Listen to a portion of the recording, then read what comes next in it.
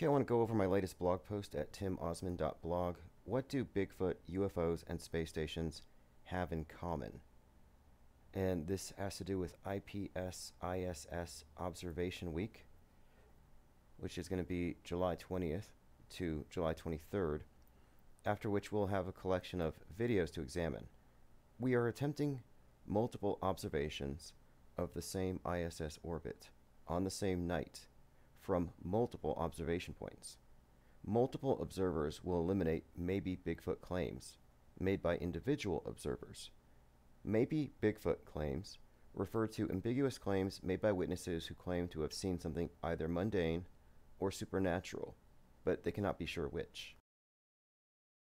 Autohoaxology Axiom 35 states, moving lights in the sky are airplanes, until proven otherwise. The axiom about moving lights being planes until proven otherwise is to eliminate UFO-ology-level ambiguous claims, where people say, I don't know what it is, yet they're certain it's not a regular airplane. We can't preemptively rule out the natural while leaving the door open to the supernatural or mysterious. The UFOology methodology is to allow for the possibility first. Also note, UFOology was created by the Air Force.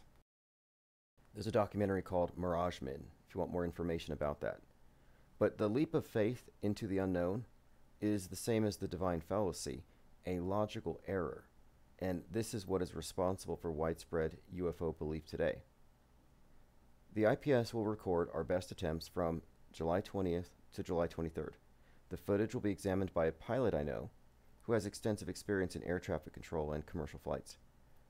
Reflected light off the International Space Station would necessarily be above the atmosphere in so-called outer space.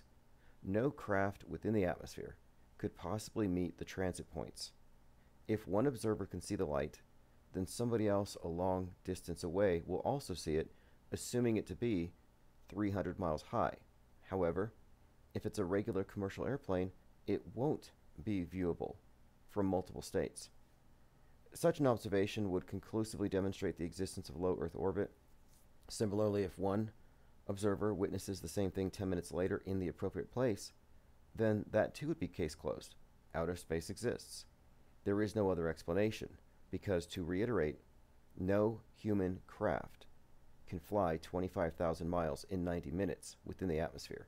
Thus, such a thing would have to be in the frictionless and, in my opinion, hypothetical environment of outer space.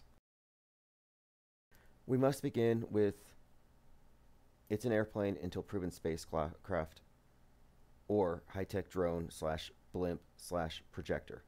People insert their own idea of what it could be, but if we don't preemptively call it a plane, then we are preemptively allowing for the existence of UFO technology or the equivalent, a spaceship in low Earth orbit. Therefore, again, I'm calling everything in the sky that moves a plane, just as every noise in the woods should be considered a known animal before inserting the possibility of it being Bigfoot. To allow any light in the sky to be called a mysterious craft based on personal ambiguity is maybe Bigfoot logic. The only reason why people believe in flying saucers is because of bad evidence submitted by ambiguous or confused witnesses. If society recognized Autohoaxology Axiom 35, that moving lights are planes until proven otherwise, we wouldn't have tens of thousands of UFO sightings per year. And to date, no flying saucer sighting has ever been validated, ever. Not one. Think about that. Apparently, people want to believe. When we have multiple observers, it will be easy to determine what we're looking at. If it's as high as they say, it will be apparent.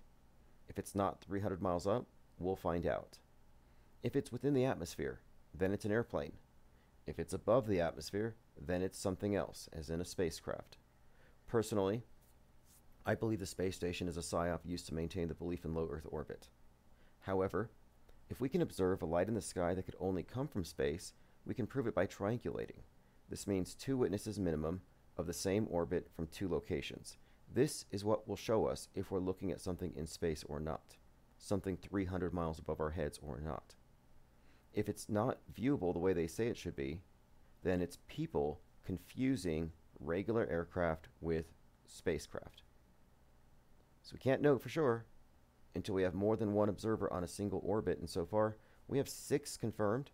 And if you want to take part in this observation, join Discord at the link below.